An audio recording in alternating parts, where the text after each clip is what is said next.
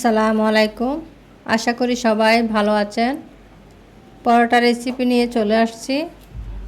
ময়দা নিয়েছি 1 কেজি। এখানে আমি লবণ দিয়ে দিয়েছি, চিনি দিয়েছি সামান্য, সয়াবিন তেল দিয়ে দিয়েছি। এখন ভালোভাবে একটু মিশিয়ে নিব। ফুটন্ত গরম পানি করে রেখেছি। এখন আমি ফুটন্ত গরম পানি দিয়ে দিব।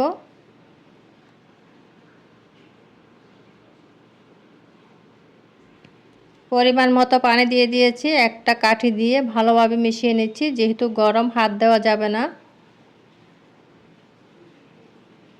আমি আমার আন্দাজ মতো দিচ্ছি, আপনারা আপনাদের আন্দাজ মতো দিয়ে দিবেন।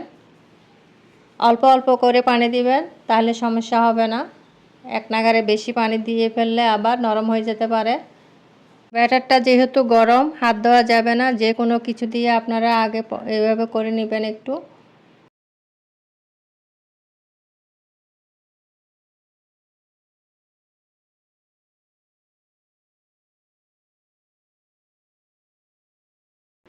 ঠান্ডা হয়ে আসলে আমি হাত দিয়ে মেখে নিব।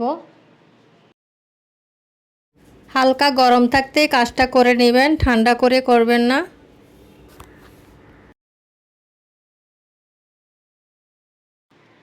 আমি একটু বেশি করে করে রাখতেছি, আমি ফ্রিজে রেখে দিব, ডিপ ফ্রিজে।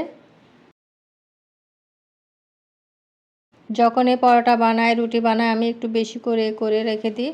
প্রতিদিন এগুলি করতে ভালো লাগে না। মাখা হয়ে গেলে উপরে একটু সয়াবিন তেল দিয়ে ঢাকনা দিয়ে রেখে দেব আধা ঘন্টার জন্য।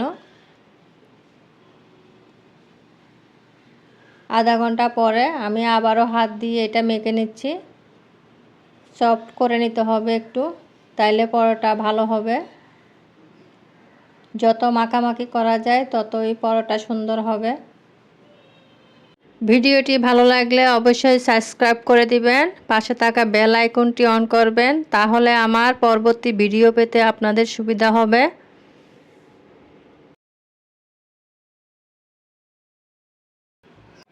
ডোটাকে আমি আমার হাতের সাইজ মতো ভাগ ভাগ করে নিচ্ছি, যাতে ছোট বড় না হয়। সবগুলো সমান করে নিলাম।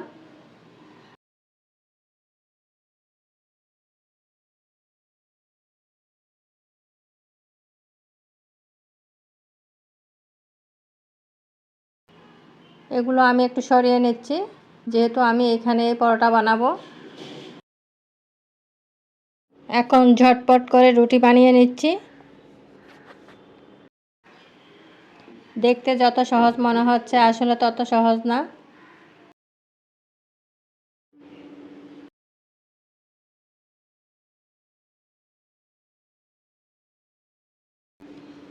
সবগুলো রুটির মধ্যে আমি এখন একটু সয়াবিন তেল দিয়ে দিব।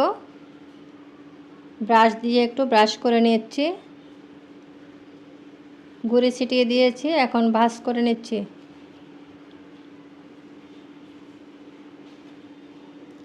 এখন আমি এক এক করে সবগুলো পরোটা বানিয়ে নিব। 4 কোনা করে আমি পরোটাগুলো বানিয়ে নিচ্ছি, আপনারা গোল করেও বানিয়ে নিতে পারবেন।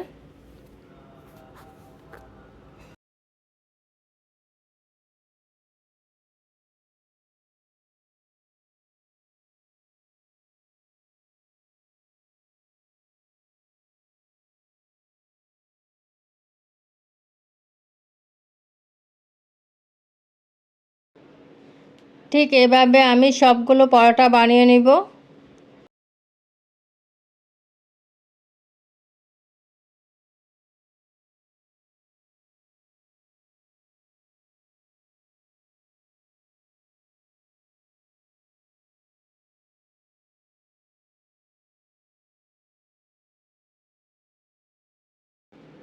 একটু সুন্দর করে বানাতে হচ্ছে।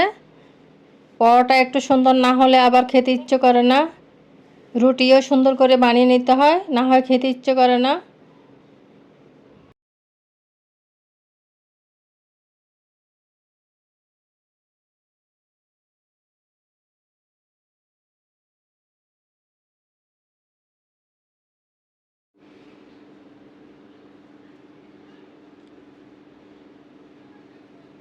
সবগুলো পরোটা আমি বানিয়ে নিয়েছি। এক এক করে আমি পলি ব্যাগে নিয়ে নিচ্ছি, কারণ আমি ডিপ ফ্রিজে রেখে দিব।